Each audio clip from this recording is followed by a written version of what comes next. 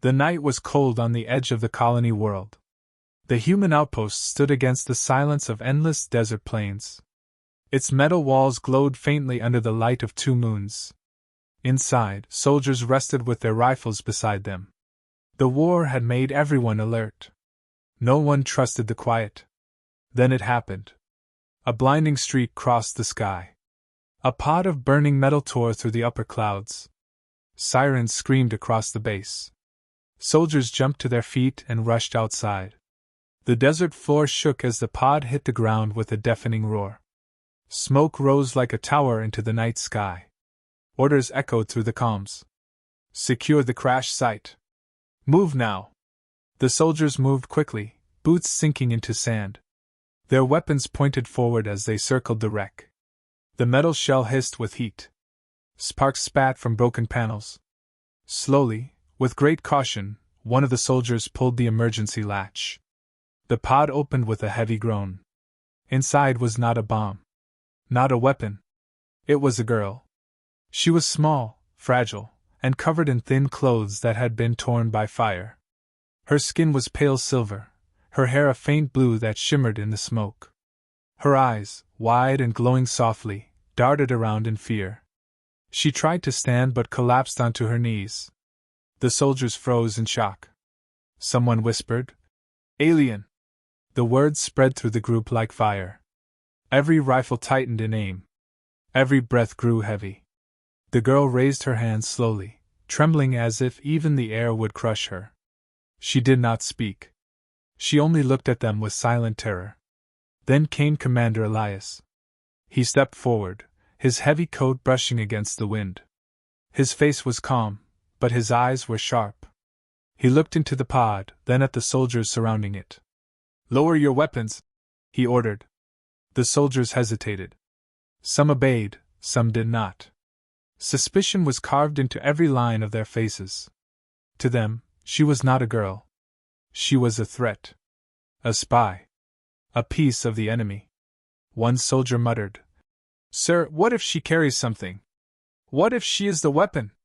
Elias did not answer at once. He looked at the girl again. Her hands still shook in the air. Her chest rose and fell with quick, panicked breaths. She was not fighting. She was not attacking. She was simply afraid. Finally, he said, "Bring her inside. We will find out who she is." The soldiers pulled her from the pod. She stumbled, nearly falling. The desert wind caught her thin hair, and the moonlight revealed the bruises along her arms. She had been through pain before she ever reached this place. Elias noticed every mark. He said nothing, but his jaw tightened. As they dragged her through the gates of the base, whispers followed. "They will break her. They will question her. They will use her." Inside the walls, she was placed into a holding cell. The lights above flickered, casting sharp shadows.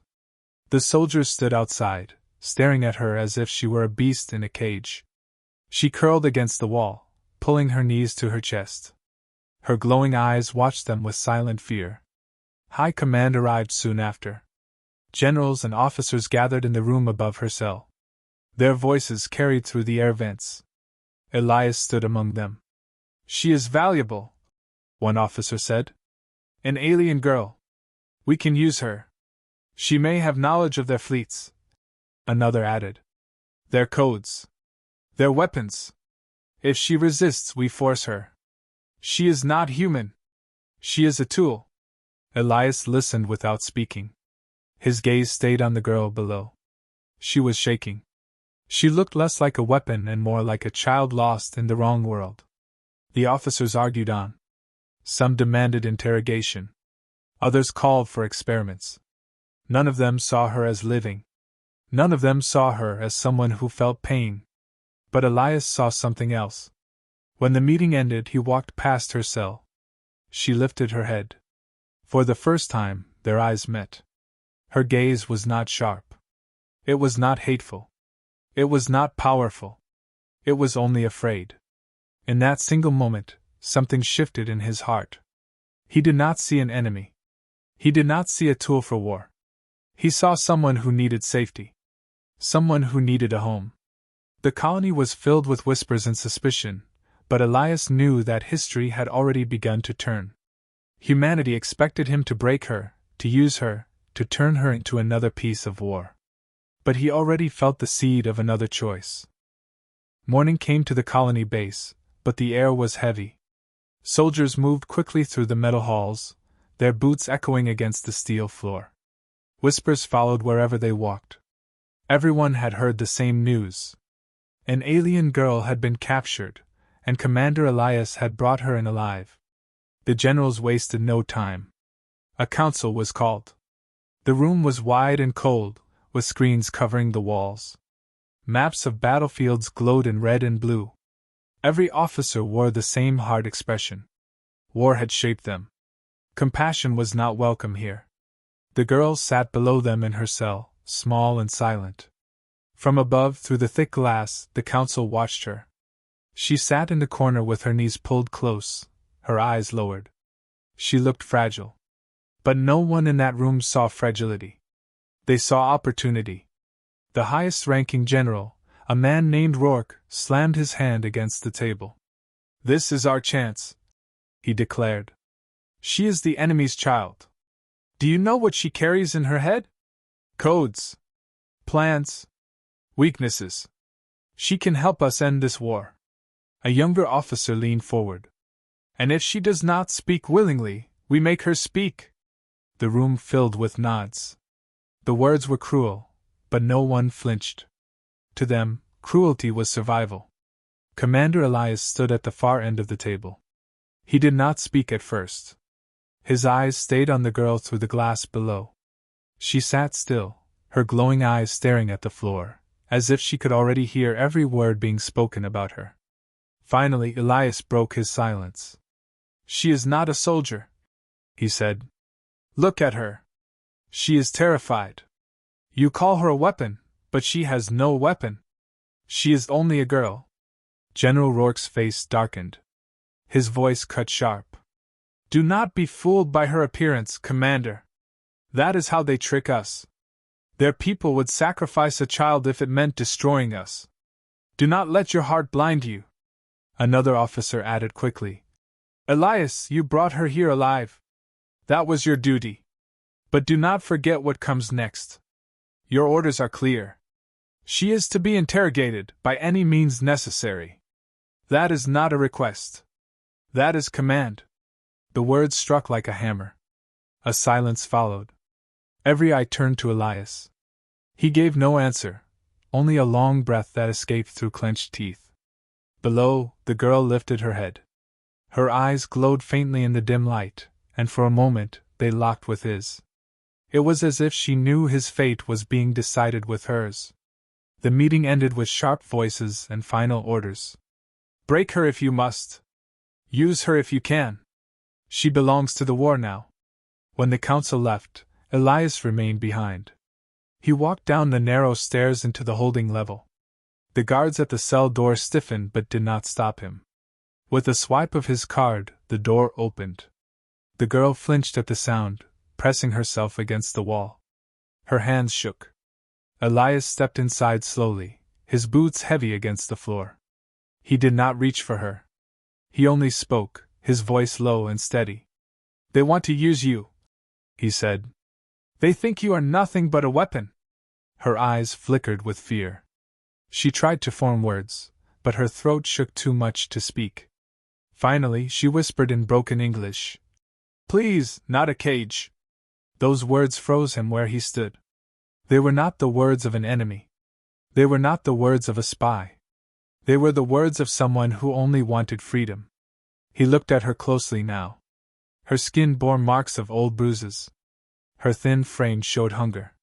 She was not trained for battle. She was not carrying secrets. She was carrying pain. For the first time in many years, Elias felt something stir within him. Something dangerous for a soldier. Compassion. He closed the cell door behind him but did not lock it. He crouched down so his eyes were level with hers. "I will not let them hurt you," he said quietly. Her lips parted in surprise. She stared at him, searching his face for lies. When she found none, her shoulders lowered, just slightly, as if a tiny piece of fear had left her. Outside, soldiers continued their march. Orders continued to flow like iron chains. The war machine pressed forward. But inside that small cell, a different war had begun. A war inside the heart of Commander Elias. He had to choose. To follow orders. Or to follow the quiet voice within that told him she was more than what they claimed. And as he left the cell that night, he already knew. The war around him was brutal. But the greater battle was the one within his own soul. Night fell over the colony base. The desert outside was silent, but inside the walls, tension lived in every corner. Soldiers moved through the corridors with sharp steps. Every voice carried suspicion.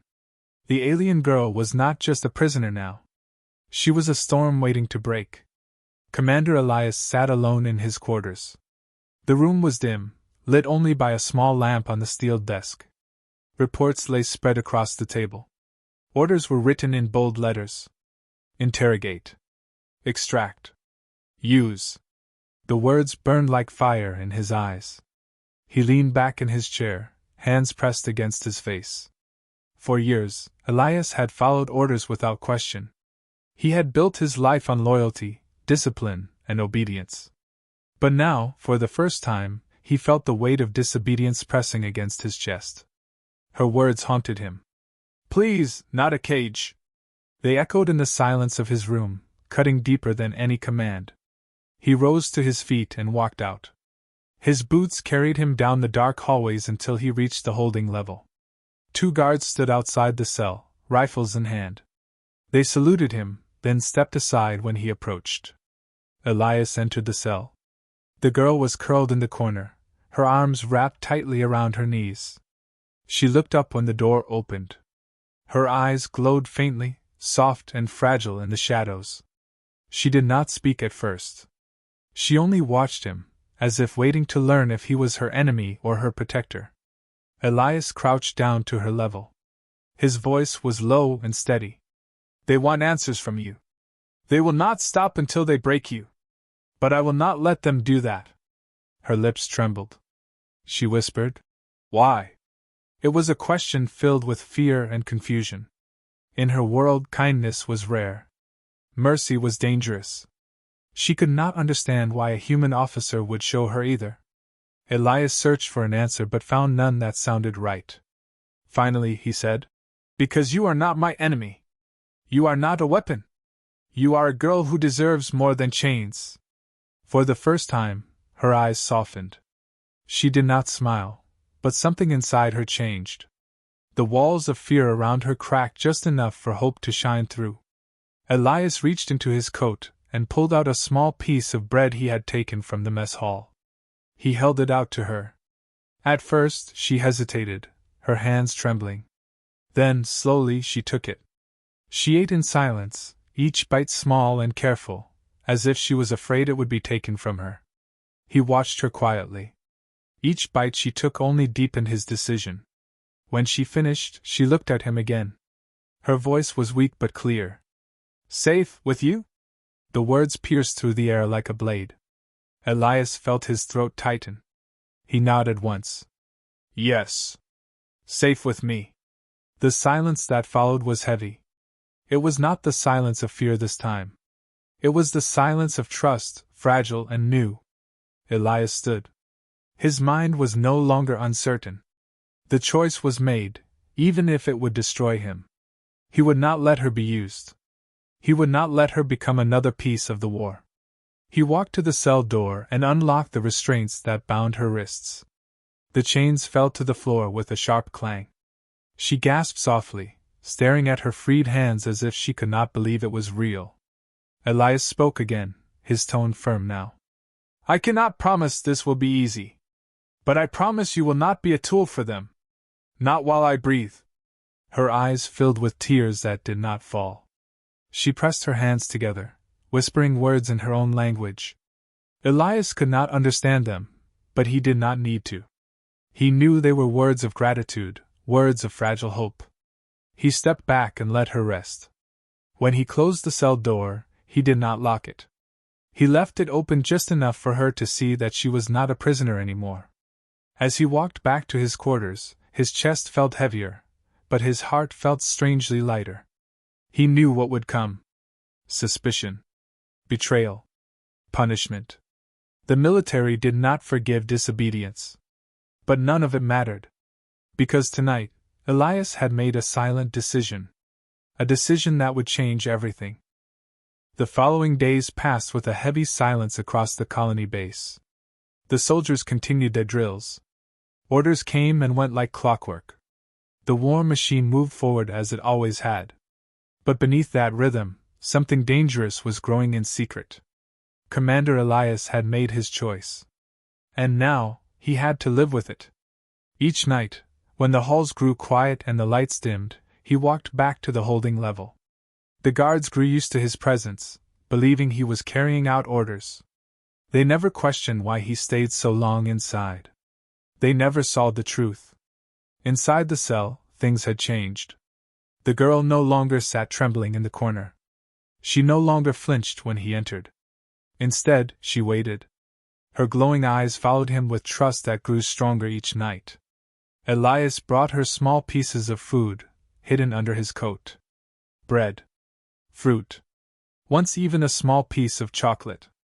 The first time she tasted it, her eyes widened in shock. Then she laughed softly, a sound so fragile that it felt like glass breaking in his chest.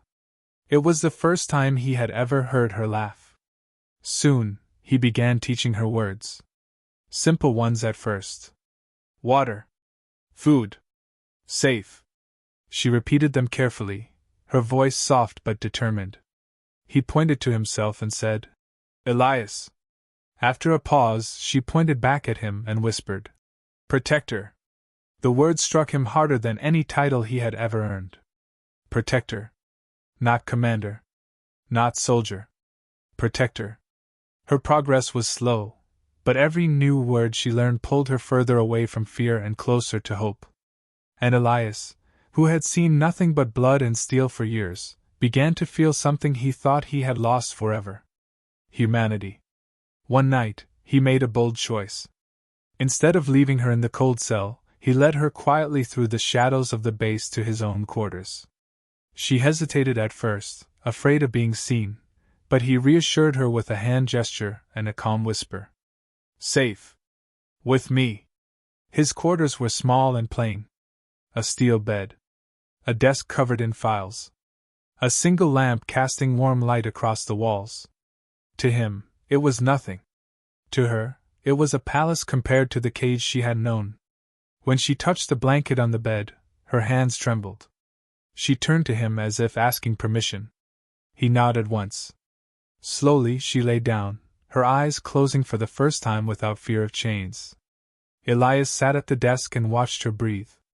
She looked peaceful, like a child who had carried too many burdens for too long. He realized then how young she truly was. Too young to be caught in a war. Too young to carry the weight of hatred. From that night forward, his quarters became her hidden home. Each morning before the soldiers woke, he led her back to the holding level, making it seem as if nothing had changed. Each night, he returned for her and brought her to safety again. It was dangerous. It was reckless. But it was the only way. The days grew into weeks. Slowly, the fear in her eyes faded. She began to explore his quarters with curiosity. She touched the books on his shelf. She studied the medals on his wall. She even tried to mimic his way of standing tall, as if learning to be strong from his very presence. One evening, as he prepared rations, she looked at him and spoke in clear, broken English. You give me home. The words froze him in place. His chest tightened, and for the first time in years, his eyes burned with tears. He turned away so she would not see. He had fought for humanity his entire life. He had followed orders. He had spilled blood. But none of it had made him feel as human as that single sentence from her lips. You give me home. Elias knew he was walking a dangerous path. The military would see his actions as betrayal. If they discovered the truth, it would mean prison or death. But when he looked at her, smiling faintly under the glow of the lamp, her once fearful eyes now filled with fragile warmth. He knew it was worth it. The war outside the colony still raged. Battles were fought in the skies. Armies clashed on distant worlds. Millions died for power and pride. But in a small hidden room, far from the eyes of the generals, a single soldier had chosen something different. Not war. Not victory. Not orders. He had chosen to give a frightened alien girl a home. And in that quiet act of rebellion, the first spark of something greater was born. The weeks passed quietly inside the colony base, but for Commander Elias, time no longer felt the same. The endless rhythm of war, orders, drills, and reports, no longer held his mind. Instead, his thoughts always returned to the girl hidden in his quarters. She was changing. The fear that once ruled her was fading. The chains around her heart were breaking. And in their place, something new was taking shape. Trust. Every night, Elias watched her grow stronger. She no longer whispered words with trembling lips. Now she spoke with courage, testing her voice like a bird learning to fly. "Water," she said one evening, holding the cup he gave her. "Good," he replied, a faint smile crossing his face. She touched her chest. "Safe." Then she pointed at him. "Protector." The word had stayed with him since the first time she used it. But now, it sounded different. It was no longer only gratitude. It was devotion. Elias never thought he would feel this again. Not in a place like this. Not in the middle of war. He had buried his heart long ago, leaving only the soldier behind. Yet every time she smiled, he felt something stir inside him that he thought had died years before. One night, as the wind howled across the desert outside, she told him her story. Her voice shook, but she did not look away. She spoke of her homeworld, once filled with light and forests of silver trees. She spoke of the war that came like fire, burning everything. Her family had been taken. Her people scattered. She had escaped in the pod that carried her across the stars, only to crash on the world of her enemies. As she spoke, tears slid down her cheeks. Elias wanted to comfort her, but he hesitated, his hands clenched in his lap. She finished her story with a single broken line. "No one left. Only me." The silence that followed was heavy. Elias felt the weight of her loneliness pressing against him. Finally, he reached across the small space between them. Slowly, carefully, he placed his hand over hers. She flinched at first, but then relaxed, her trembling fading under his touch. "You are not alone anymore," he said quietly. Her eyes met his. They glowed softly in the dim light. For the first time, there was no fear in them. Only hope. From that night on, she no longer looked like a prisoner. She looked like someone finding her way back to life. She laughed more often, though her laugh was still soft and shy. She began to hum strange melodies from her world. The sound filled the room with a haunting beauty that made Elias close his eyes and simply listen. Even the way she moved began to change. At first, she had walked with her shoulders low, her steps cautious. But now, she began to stand taller. She mimicked the way Elias carried himself, with quiet strength. Sometimes she even teased him by copying his exact movements until he finally allowed himself to laugh. In those moments, he forgot about the war. He forgot about the generals. He forgot about the orders written in black ink. All that existed was the fragile bond between them. But outside his quarters, the whispers grew louder. Soldiers spoke of strange behavior. They noticed Elias visiting the holding level less often. They noticed the girl was quieter, almost too quiet. Suspicion began to stir like a storm on the horizon. One evening, when Elias returned to his quarters, she was sitting by the lamp, holding one of his old medals in her hands. She looked at it with curiosity, then turned to him with a small smile. "Human fight for this?" Elias nodded. "Yes. We fight for honor. For survival." She tilted her head. "You fight for home?" The question cut through him. He thought of the war. He thought of the countless lives lost.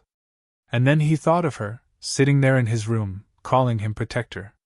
Finally, he answered, I fight for what is worth protecting. She held the medal close to her chest. Then I fight too. The words were simple, but they carried a weight he could not ignore. She was no longer the frightened girl who begged for freedom. She was becoming someone who wanted to stand beside him. And in that moment, Elias realized the truth. This bond between them was no longer only about protection. It was no longer only about duty or compassion. It was something deeper. Something dangerous. It was love, born in the shadows of war. He did not speak it aloud. Neither did she. But it was there, alive in every glance, every smile, every stolen moment of peace. And while the world outside prepared for more battles, inside that small hidden room, two hearts had found each other against all odds. But the storm was coming. The bond that made them strong would soon be tested. And the colony would never be the same. The peace inside Elias's quarters could not last forever. Secrets had a way of breaking through steel walls, and whispers were sharper than any blade. For weeks, Elias had hidden the girl. He had carried food under his coat, slipped her back and forth between the cell and his quarters, and silenced his own fear with quiet determination. But the soldiers around him were not blind. They saw changes. They noticed his absence during late hours. They noticed the girl growing calmer, as if she knew more safety than a prisoner should. Suspicion spread like fire. And fire always finds fuel. It began with a single voice. A young soldier, eager for rank, reported to the officers that Commander Elias was hiding something. At first, it was brushed aside. Elias was respected, even feared. But then, another voice added weight. And another. Soon, the Council of Generals demanded answers. That night, the storm broke. The door to Elias's quarters slammed open. Soldiers flooded in with rifles raised, their boots striking the steel floor like thunder. The girl jumped to her feet, her glowing eyes wide with fear. Elias moved instantly, placing himself between her and the soldiers. His hand reached for his sidearm, but he did not draw it. General Rourke stepped inside, his face carved from stone. His voice cut through the room. Elias! Step aside. The air was heavy. The soldiers waited, fingers tight on their triggers. The girl clutched Elias's coat from behind, trembling like a leaf in the wind.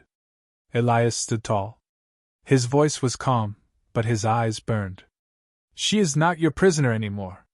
Rourke's jaw tightened. You were given orders. Interrogate. Break her if necessary. And yet here you are, treating her like a guest. Worse, like one of us. The soldiers murmured, their weapons shifting. Elias's fists clenched. She is not a weapon. She is not an enemy. She is a person. And I will not allow her to be used. The room froze. The words echoed against the walls.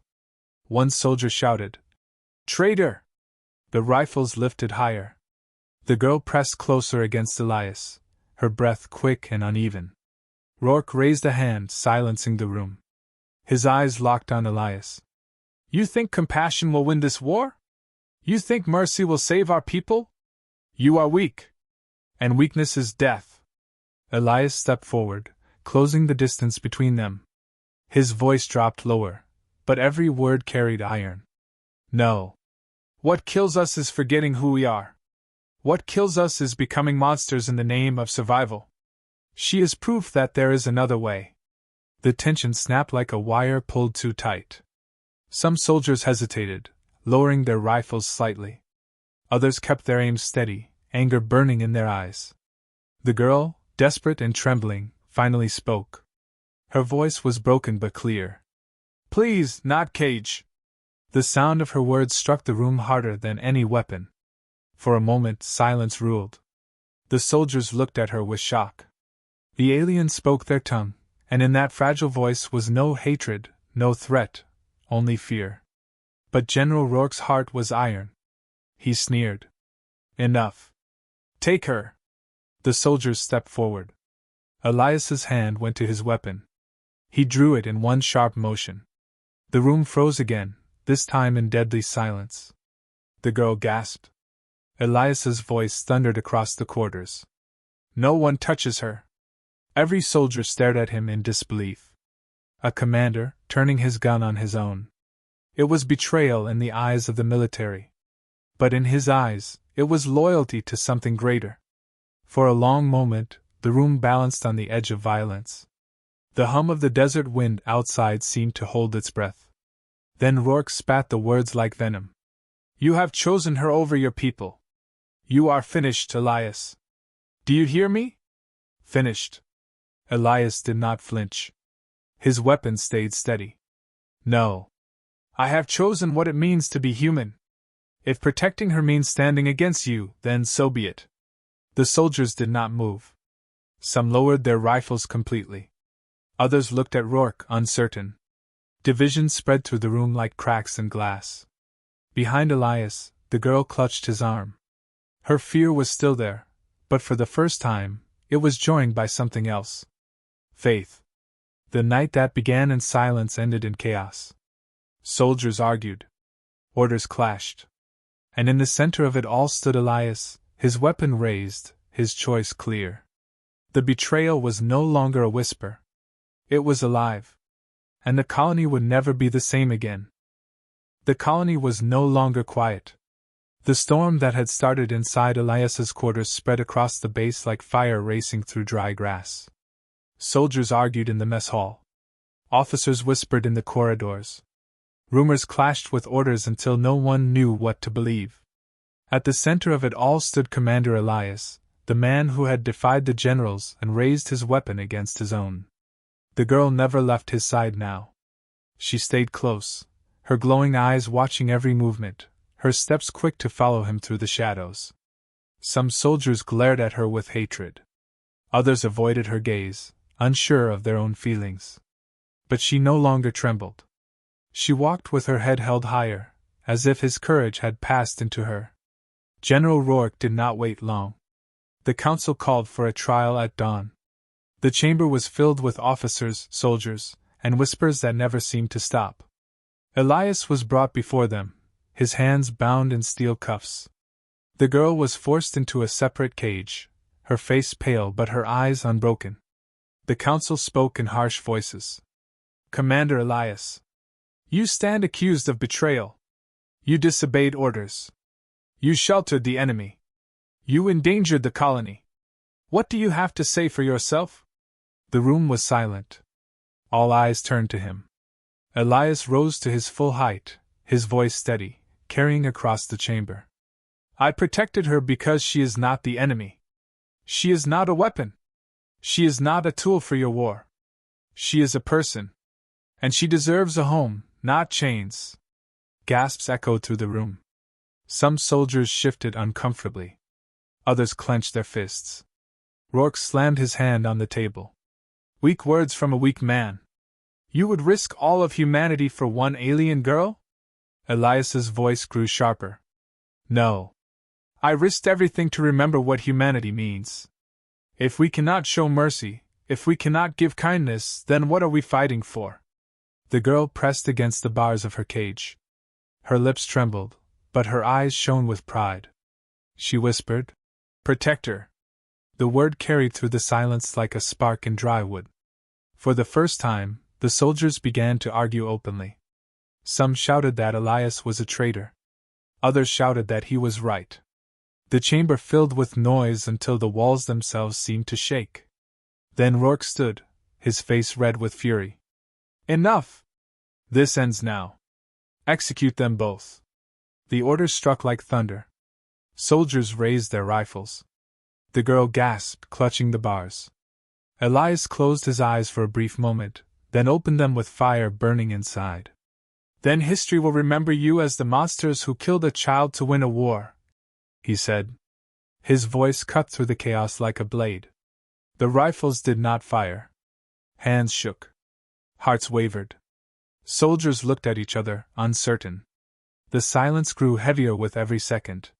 One young soldier lowered his weapon. Then another. Slowly, like falling dominoes, more followed. Until half the chamber no longer aimed at Elias or the girl. Rourke's face twisted in rage. Cowards! Obey your orders! But no one moved. Elias stepped forward, the chains on his wrists rattling. His voice was calm now, but strong. This war has taken everything from us. Do not let it take our humanity as well. She is not the enemy. She is hope. If we choose mercy, then maybe we can build something greater than war. The silence was complete. Even Rourke could not break it. His fury boiled, but his power slipped away as the soldiers refused to obey. The girl's cage opened. Not by force, but by choice. A soldier stepped forward and unlocked it, lowering his head. She walked out slowly, her steps soft but steady, until she stood beside Elias once more. Her small hand slipped into his bound one. She looked up at him and whispered, "Home." The word carried more weight than any order, any command, any speech. It was a promise, spoken not only to Elias, but to every heart in the room. Elias lifted his head high. Chains or no chains, he stood like a man unbroken. The chamber was divided, the war was still raging, but something had changed forever. In that moment, humanity itself had been tested. Not by strength. Not by weapons. But by compassion. And one soldier had shown them all that mercy could be stronger than war. History would not remember Elias as a traitor. It would remember him as the man who defied fear, who stood against cruelty, and who gave an alien girl a home instead of a cage. The war would go on. Battles would still be fought. But the spark had been lit. A different future had begun. And it all started with one choice.